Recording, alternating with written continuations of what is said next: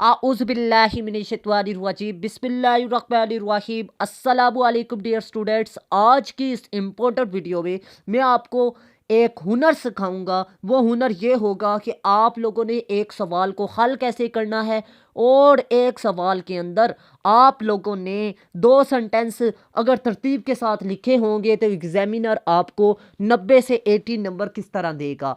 आप लोगों ने वो हुनर सीख लिया और पेपर हल करने के जो तरीके इस वीडियो में दिखाऊंगा, सवाल हल करने के तरीके इस वीडियो में दिखाऊंगा और इसके अलावा आपको ये भी बताऊंगा कि आपने सवालों को तैयार कैसे करना है, ये इस वीडियो में दिखाऊंगा। मतलब 4 चीज़ें आपको दिखाऊंगा। एक, आप लोगों ने 2 सेंटेंस का यूज़ कैसे करना है, एक, और दूसरे नंबर पर मैं ये भी बताऊंगा कि आप लोगों ने सवाल को अटेम्प्ट कैसे करना है, 2, और तीसरा आपने पेपर को कैसे अटेम्प्ट करना है, 3, और चौथा आपने सवालों को कैसे तैयार करना है, ये बताऊंगा। अगर आप लोग ये तरीका सीख लेंगे तो इंशाअल्लाहुल अज़ीम आप लोग किसी भी एग्ज़ाम में मार नहीं खाएंगे, चाहे आप किसी भी सब्जेक्ट में मास्टर कर रहे हैं, वो भी सेल्फ राइटिंग के ज़रिए। मतलब सेल्फ राइटिंग पर ये वीडियो है। आप लोगों ने इस वीडियो को लाजमी आखिर तक वॉच करना है। अगर कोई चीज़ समझ में ना आए तो अगेन देखिएगा। सबसे पहले मैं आपको पेपर अटेम्प्ट करने की तकनीक बताऊंगा। नंबर 1 पे आपको बताता चलूं कि आप लोगों ने पेपर अटेम्प्ट इस तरीके से नहीं करना। ज़्यादातर लोग इस तरीके से हल करते हैं। मतलब पहले में तो एग्जामिनर उसे 15 देता है क्योंकि उसने अच्छा लिखा हुआ है बच्चे ने, ठीक है। मतलब स्टूडेंट पहला सवाल वो करता है जो अच्छा आता है। एग्जामिनर को भी पता है अल्लाह के बंदे के आपने पहला सवाल वो किया जो आपको अच्छा आता है, वो 15 नंबर देगा। दूसरे में वो नॉर्मल क्वेश्चन आपने किया 14 देता है। तीसरे में आपने नॉर्मल किया 13 दिए। अगर बैठ किया है तो 10 कम से कम, ज़्यादा से ज़्यादा दे रहा है, इससे भी कम हो सकते हैं। मतलब आपके 52 मार्क्स आए 80 में से। 20 नंबर के आपके एमसीक्यूज या शॉर्ट क्वेश्चन थे, ठीक है, शॉर्ट क्वेश्चन थे। मतलब ये है कि आपके कितने नंबर 52 आ गए। अब बात ये है कि आपने किस तरह एक ट्रिक अपनानी है जिससे आपके 30 नंबर एक्स्ट्रा आएंगे, ठीक है। वो ट्रिक ये है जी, आपने मेरे तरीके के मुताबिक पेपर अटेम्प्ट करना है। मतलब आपने नॉर्मल पहले करना है, वो नहीं करना जो बैड होगा, आपने नॉर्मल करना है, ठीक है। आपने ये दिखाना है एग्जामिनर को मैं नॉर्मल स्टूडेंट हूँ, वो आपको नॉर्मल स्टूडेंट समझकर 14 देता है। दूसरे में आपने अच्छा लिखा है तो वो कहेगा ये तो बच्चे ने मुझे मुतासर किया है, वो 16 देगा। तीसरे पे आपने वो करना है जो बैड होगा, ठीक है, आपको 14 नंबर देगा। नॉर्मल आपने चौथे नंबर पर लिखना है, वो आपको फिर 14 नंबर देगा, ठीक है। क्यों बैड वाले में 14 क्यों देगा? क्योंकि 16 से वो एकदम एकदम 14 से नीचे नहीं जाएगा, ठीक है। ज़्यादा से ज़्यादा 13 दे देगा, ठीक है। लेकिन नॉर्मल अगर फिर लिखते हैं वो इसमें शायद आपको 15 दे दे या 14 दे दे, लेकिन 58 आपके नंबर आ जाएंगे। 52 से 58 पहला स्टेप ये था। मतलब ये कि अगर 5 पेपर आप दे रहे हैं तो आपके 30 नंबर इस तरह एक्स्ट्रा आ सकते हैं। मतलब ये है कि आपकी फर्स्ट डिवीज़न भी बन सकती है। एक एक नंबर मास्टर लेवल पर बहुत अहम होता है। तो आप लोगों ने ये ट्रिक अपनानी है जिससे आपके अच्छे नंबर आ जाएंगे। तो आप लोगों ने इस तरीके के मुताबिक पेपर को अटेम्प्ट करना है। ये पहला तरीका था कि आपने पेपर को कैसे अटेम्प्ट करना है। अगर फिर भी नहीं समझ आई तो आप लोगों ने वीडियो को अगेन देख लेना है, ठीक है। आप लोगों को बताता चलूँ, एक टीचर एक वीडियो बनाने में कम से कम 10 घंटे लगा देता है। 10 घंटे वो किस लिए लगा रहा है? कि स्टूडेंट्स के लिए लगा रहा है, आप लोगों के लिए लगा रहा है। और अगर कहें ना टीचर का ज़ाती मफाद है, ज़ाती मफाद कोई नहीं होता। आपको सिंपल अल्फाज में बता दूं कि ये तरीका पाकिस्तान में कोई भी यूनिवर्सिटी का टीचर नहीं करवा रहा, ठीक है। लेकिन मैंने ये तजर्बा अपने पढ़ाने के दौरान सीखा है, ये मैं अप्लाई करवा रहा हूँ अपने स्टूडेंट को और वो कामयाब भी हो रहे हैं। अब बात करते हैं कि हाउ टू प्रिपेयर क्वेश्चन। आपने सवाल को कैसे तैयार करना है।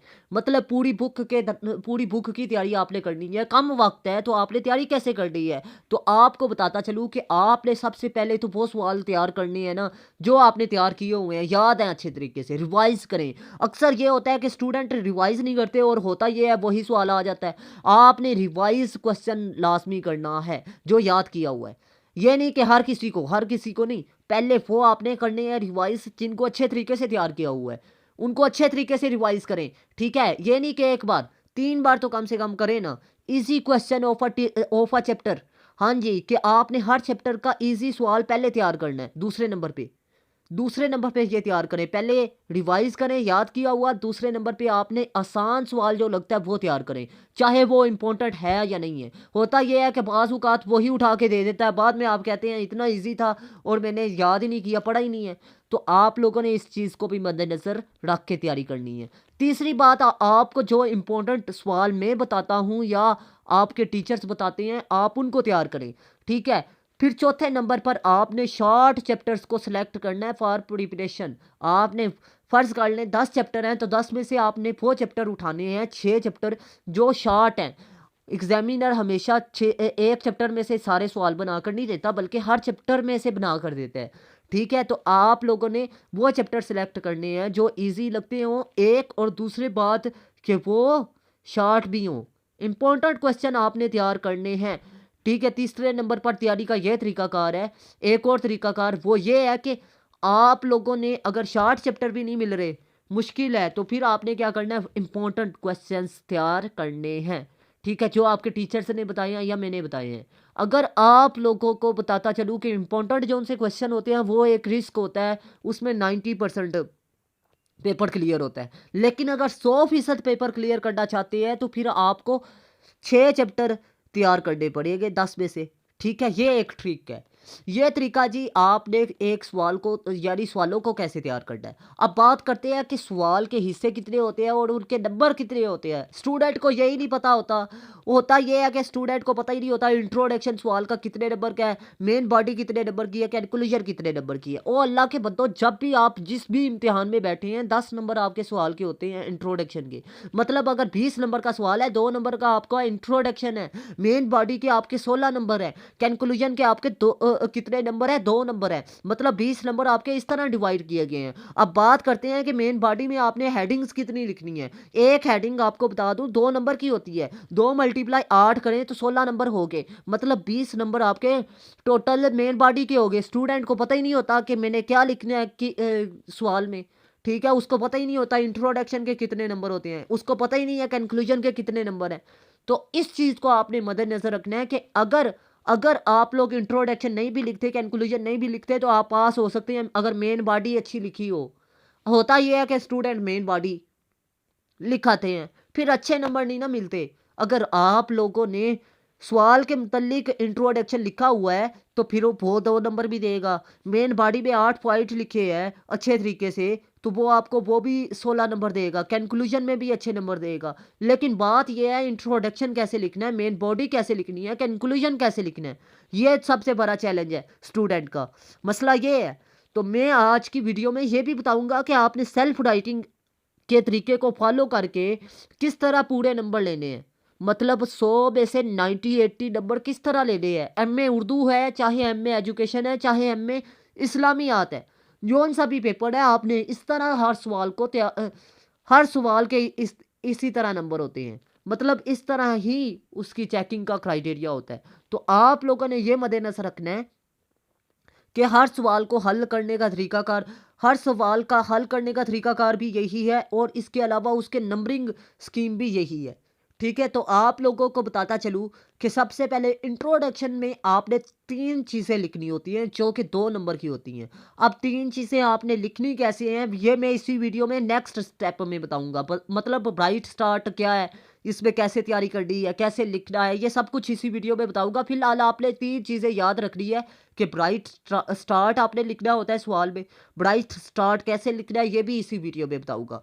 थीसिस स्टेटमेंट क्या होती है ये भी इसी वीडियो में बताऊंगा। थीम ऑफ थीसिस स्टेटमेंट क्या होता है ये भी इसी वीडियो में बताऊंगा। फिलहाल आपको ये बता दिया मैंने कि 3 स्टेप आपने इंट्रोडक्शन में लिखनी है। मतलब दो दो आपने सेंटेंस लिखनी है। 2 सेंटेंस आप नहीं लिख पाते तो आप गलत हैं। आप 2 सेंटेंस नहीं लिख सकते, मास्टर के स्टूडेंट है। जब आपको पता है कि 2 सेंटेंस आपने लिखनी है ब्राइट स्टार्ट में, 2 सेंटेंस आपने थीसिस स्टेटमेंट में लिखनी है, थीम ऑफ थीसिस स्टेटमेंट में आपने 2 सेंटेंस लिखनी है, तो फिर आप नहीं लिख सकते। और यार अल्लाह के बंदो, एक सेंटेंस आपका 10 अल्फाज पर है तो 10 मल्टीप्लाई 6 करो तो आपके 60 अल्फाज बन गए। मतलब आपका इंट्रोडक्शन तैयार। ब्राइट स्टार्ट में आपने क्या करना है जी, मुख्तलिफ बुकें पढ़नी है, उनका इंट्रोडक्शन देखें।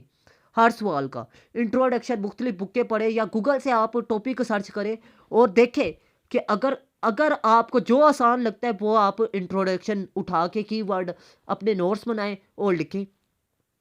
एक बात होगी क्लियर, मतलब आपने मुख्तलिफ बुकों से ब्राइट स्टार्ट दो जुमले कोई से उठा ले लिया, हर सवाल आपने सर्च करना है गूगल से, यूट्यूब से, आपको जो इजी लगता है वो जहन नशीन कर ले, वही लिख दे। ये आपका ब्राइट स्टार्ट हो गया तैयार। थीसिस स्टेटमेंट, जो सवाल में वो पूछता है कीवर्ड, कीवर्ड मतलब उसने जो पूछा है, जो उसने कहा है साबित करे, वो है थीसिस स्टेटमेंट। अपने अल्फाज में आपने बयान करना होता है। मतलब आपसे जो वो पूछ रहा है, आपने उसके उस टॉपिक के बारे में अपना नजरिया बयान करना है। थीसिस स्टेटमेंट ये है, आपने थीसिस स्टेटमेंट लिखनी है। मतलब जो सवाल में डिस्कस करना है ना, उसी को आपने दो सेंटेंसेस में बयान करना है। थीम ऑफ थीसिस स्टेटमेंट, आपने उसका थीम लिखना है, मौजू लिखना है, मतलब उसकी अहमियत लिख सकते हैं, उसका किरदार लिख सकते हैं। दो सेंटेंसेस में ये बातें नहीं लिख सकते तो यार अल्लाह के बंदे, आप मास्टर में ना बैठो, फिर आप प्राइमरी के सेक्शन में बैठे। ठीक है, क्योंकि ये प्राइमरी के स्टूडेंट का हाल होता है। तो आपको मैंने ये बता दिया कि ये आपका इंट्रोडक्शन है, मतलब आपने 6 सेंटेंसेस में लिखना है, 10 अल्फाज पर हो। हाँ, अगर 10 जुमलों में लिख सकते हैं ये आपकी मर्जी है, लेकिन ये याद रहे कि आपने टाइम को भी मैनेज करना है। ठीक है, आपको बताता चलूं कि मेन बॉडी की बात करते हैं। मेन बॉडी में आपने क्या चीज़ें लिखनी होती है, हेडिंग्स लिखनी होती है। हेडिंग्स में आपने कितनी हेडिंग्स लिखनी है, अब मैं आपको बता दूं, ये भी इसी वीडियो में बताऊंगा। फिलहाल आपको बता दूं कि मेन बॉडी के आपके कितने नंबर है। मेन बॉडी के आपके 16 नंबर है। अगर 20 नंबर का सवाल है, 16 नंबर की आपकी मेन बॉडी है, तो आपने इसको ज़्यादा बयान करना है। ठीक है, तो होता यह है, इंट्रोडक्शन आपका लंबा चौड़ा होता है, मेन बॉडी में आपने कुछ नहीं लिखा हुआ, तो इसीलिए आपको फेल करता है। आपको बता दूं, मेन बॉडी में आपने टू द पॉइंट 15 हेडिंग्स तैयार करके जानी है। घर में 15 हेडिंग्स आप तैयार करके गए हैं, तो राइट आपने सिर्फ और सिर्फ 10 करनी है। एक बात होगी क्लियर। दूसरी बात, राइट ऑल 10 हेडिंग्स। आपने अगर 10 हेडिंग्स का नाम लिखा है ना, कि मैंने 10 हेडिंग्स आपने थीसिस स्टेटमेंट में लिख दिया, तो थीसिस स्टेटमेंट वाली 10 की 10 आपने साबित कर दी है। अगर एक भी छोड़ दी तो आपके नंबर कम होंगे, ये याद रखिएगा। उतनी हेडिंग्स ही लिखें जितनी की हेडिंग्स आपने बयान कर सकते हैं, मतलब गरी आपके पास होनी चाहिए। ठीक है, और उसके बाद हर हेडिंग की लेंथ जो सी है वो इक्वल होनी चाहिए। उसमें एग्जाम्पल होनी चाहिए, कोटेशन होनी चाहिए। ठीक है, दादो शुमार होना चाहिए। ठीक है, मतलब शेर होने चाहिए। ठीक है, अब बात करते हैं कि एक हेडिंग का स्ट्रक्चर क्या है, एक हेडिंग को लिखने का तरीकाकार क्या है। मतलब ये है, आपने टॉपिक सेंटेंस लिखना है। मतलब आपने लिखा मिर्ज़ा गालिब की शायरी की खसूसियात, लिखा है सवाल। ठीक है, तो इसमें एक खूबी आपने लिखी जी, तंजिया अंदाज। आपने टॉपिक सेंटेंस लिखना होता है इसमें, एक हेडिंग में टॉपिक्स, एक हेडिंग के अंदर 5 चीज़ें लिखनी होती है। 5 चीज़ें कौन कौन सी हैं वो मैं इसी वीडियो में बताऊंगा डिटेल में, टॉपिक सेंटेंस भी बताऊंगा। ठीक है, एक्सटेंशन ऑफ पैराग्राफ, ये 1 बाय 1। ठीक है, आपने कंफ्यूज नहीं होना। सबसे पहले बात करते हैं टॉपिक सेंटेंस में आपने क्या लिखना होता है। आपने लिखा कि मिर्ज़ा गालिब की खसूसियत में एक अहम खूबी क्या है, जदीदियत। तो आपने उसकी हेडिंग दे दी जदीदियत। आपने लिखना है जी मिर्ज़ा गालिब की अहम खसूसियात, आपका सवाल था। आपने क्या लिखा नीचे, मिर्ज़ा गालिब की एक अहम तरीन खूबी जदीदियत है। ये आपका टॉपिक सेंटेंस हो गया। मतलब आपने जदीदियत का जुमला बना दिया एक, और मिर्ज़ा गालिब सवाल में था तो आपने लिखा खसूसियात। मिर्ज़ा गालिब की एक अहम तरीन खसूसियत जदीदियत है अपनी शायरी में। आपने सेंटेंस लिखना है ना, मिर्ज़ा गालिब की शायरी की एक अहम तरीन खसूसियत जदीदियत है। ठीक है, एक बात कह दी। दूसरा आपने जुमला लिखना है, इसके आसार इनकी शायरी में वाज़िया तौर पर पाए जाते हैं। मतलब 2 सेंटेंस हो गए तैयार। 2 सेंटेंस आपने लिख दिए, टॉपिक सेंटेंस यही तो है अल्लाह की बंदो।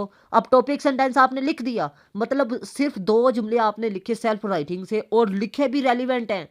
2 सेंटेंस बन गए। ओ अल्लाह की बंदो, यही तो चीज़ है, यही तो हुनर है, यही तो रिक्वायरमेंट है, यही तो सेल्फ राइटिंग है। आप लोगों को यही तो पता नहीं है।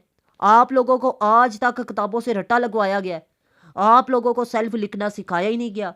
इसीलिए तो स्टूडेंट फेल होता है। मैं स्टूडेंट को ज़्यादा कहता हूँ कि आप सेल्फ राइटिंग करें। ठीक है, अब बात करते हैं नेक्स्ट आपने क्या लिखना है, एक्सटेंशन ऑफ हेडिंग। आपने लंबा चौड़ा बयान करना है। मतलब आपने कहा जी मिर्ज़ा गालिब की अहम खसूसियत जदीदियत है, और ये वाज़िया तौर पर उनकी शायरी में पाई जाती है। ये आपने लिखा तो नेक्स्ट आपने बताना है एक्सटेंशन जदीदियत। जदीदियत आपने कहना जी हर शायर की खसूसियत है, उस दौर के हर शायर की खसूसियत है।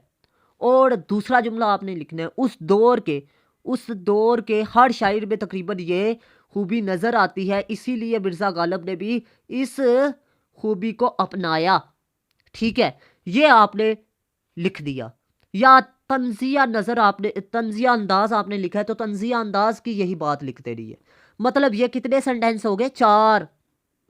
चार सेंटेंस एक हेडिंग के अंदर। हम लोग क्या कर रहे होते हैं, एक हेडिंग के अंदर टोटल चार सेंटेंस लिख कर आ जाते हैं और बाद में पता चलता है नंबर नहीं आए। नंबर इसीलिए नहीं आते, एक्सप्लेनेशन ऑफ हेडिंग। ठीक है, आपने एक्सप्लेनेशन करनी है। आपने कहना है जदीदियत जो सी है, या आपने पहले तो लिखा टॉपिक सेंटेंस में अहम तरीन खूबी खसूसियात जदीदियत है। दूसरे में लिखा जी ये पाई जाती है। तीसरे में आपने लिखा कि ये उस दौर में पाई जाती थी, इसीलिए उन्होंने भी यूज़ की। ठीक है, अब आपने बता देना है जदीदियत को क्यों अपनाया। इसलिए अपनाया था कि उनकी शायरी को चार चांद लग जाए, मतलब खूबसूरती में इजाफा हो, मतलब उसके उसके जो सी बनावट है उसमें खूबसूरती पैदा हो। ये आपने बात लिख दी, दो सेंटेंसेस में ये बात आपने लिख दी है। ठीक है, मिर्ज़ा गालिब ने इसलिए जदीदियत को अपनाया ताकि उनकी शायरी में क्या पैदा हो, जदीदियत पैदा हो जाए या निखार पैदा हो जाए। ठीक है, एग्जाम्पलीफिकेशन आपने इधर इसका शेर लिख देना, जिसमें आपने जो शेर आपको याद है मिर्ज़ा गालिब का वो उठा के लिख दे। आइए समझ, जो जदीद शायरी के बारे में जदीदियत को जाहिर कर रहा हो या तंज को जाहिर कर रहा हो, जो आपने हेडिंग लिखी है उसको बयान कर रहा हो, वो शेर उठा के लिखे। गूगल पर सर्च करें, ठीक है, आप शेर मिर्ज़ा गालिब के जो आपको आसान लगे वो उठा के लिखे, या फिर आप यूट्यूब पर उठा कर लिखे, सर्च करें जी शायर का फला शायर का मशहूर शायर, आप ये लिखेंगे आपको मिल जाएंगे। जो शेर आपको इजी लगता है वो लिखते। ठीक है, वो उठा के अपने नोट्स में लिखें और उसी को तैयार कर लें। ये ज़रूरी नहीं आप किताब वाले लिखें। ठीक है, अब लेकिन होर एलिमेंट जो हेडिंग है उसको बयान करे, ये शर्त है। ठीक है, तीसरी बात, आखिरी बात, पांचवी, कि आपने कंक्लूजन लिखना है। इसी तरह हम कह सकते हैं उनकी शायरी में जदीदियत के आसार भी नुमायां हैं। मतलब आपने लिख दिया कि इसी तरह हम कह सकते हैं, मतलब आपने ये साबित भी करना है कि इस शेर में जदीदियत पाई जाती है। ठीक है, इसी तरह हम कह सकते हैं कि इनकी शायरी में, मिर्ज़ा गालिब की शायरी में शायरी की एक अहम तरीन खसूसियत जदीदियत है। ये आपका कंक्लूजन हो गया। किसका कंक्लूजन हुआ? हेडिंग का कंक्लूजन, ना कि मिर्ज़ा गालिब की। ठीक है, ये बात होगी क्लियर। अब बात करते हैं नेक्स्ट आपने क्या लिखना है। नेक्स्ट, अभी तक वीडियो ख़त्म नहीं हुई, कंक्लूजन की बात करेंगे, लेकिन उससे पहले मैं एक अहम बात बता दूं कि यह जो सा मैंने हेडिंग आपको लिखने का तरीका बताया ना, ये हर हेडिंग को आपने इसी तरह लिखना है। मतलब 8 के 8 पॉइंट को इसी तरह लिखना है, 8 की 8 हेडिंग को इसी तरह लिखना है। लेकिन अगर आप मेरी ऑनलाइन क्लासेस अटेंड करना चाहते हैं तो मोस्ट वेलकम। मैं आपको ऑनलाइन क्लासेस में नोट्स प्रोवाइड करूंगा, क्लासेस प्रोवाइड करूंगा। ठीक है, audio video lecture system provide करूंगा। ठीक है, मुनासिब कीमत पर। कंक्लूजन की बात करें तो कंक्लूजन में आपने रिपीट थीसिस स्टेटमेंट, आपने जो बात लिखी थी ब्राइट स्टार्ट के फ़ौरन बाद थीसिस स्टेटमेंट वाली, मतलब आपने लिखा था कि इसकी खसूसियात, अहम तरीन खसूसियात ये हैं, उन सब का जिक्र आपने बता देना है। फिर आपने बताना है इन खूबियों ने मिर्ज़ा गालिब को एक बड़ा अजीम शायर बनाया। ठीक है, ये दो बातें आपने लिखनी है। ठीक है, मतलब ये एक तो आपका थीसिस स्टेटमेंट होगी, दूसरा आपने क्या ब्राइट स्टार्ट जो आपने लिखा कि यही वजह है कि जिसकी वजह से वो बड़े अजीम शायर बने, ये दो सेंटेंसेस में लिखें। मसाला और मिर्च लगाएं ना खुद, ये आप छोटे बच्चे तो है नहीं। हाँ, तो इसीलिए मैं कह रहा हूँ कि ये सेल्फ राइटिंग का तरीका है जो कि आपको सिखाया ही नहीं जाता। अगर आप लोग इसे फॉलो कर लेते हैं तो फिर इंशाल्लाहुल अज़ीम आप फेल नहीं होंगे। अगर 8 हेडिंग है, 8 शेर है, तो आपको कितने नंबर मिलेंगे? 16 नंबर मिलेंगे। ठीक है, लेकिन होता ये है कि बाकी स्ट्रक्चर पूरा नहीं लिखा हुआ, अगर शेर लिख दिया है, जिसकी वजह से वो फेल कर देता है। आपके हेडिंग में दो चीज़ों के नंबर है, एक शेर के और दूसरा आपके किसके नंबर है? आपके मटीरियल के नंबर है। ठीक है? तो मैं उम्मीद करता हूँ आपको अच्छे तरीके से मेरी बात समझ में आ चुकी होगी। अल्लाह हाफ़िज़, पाकिस्तान ज़िंदाबाद, पाकिस्तान पा इंदाबाद।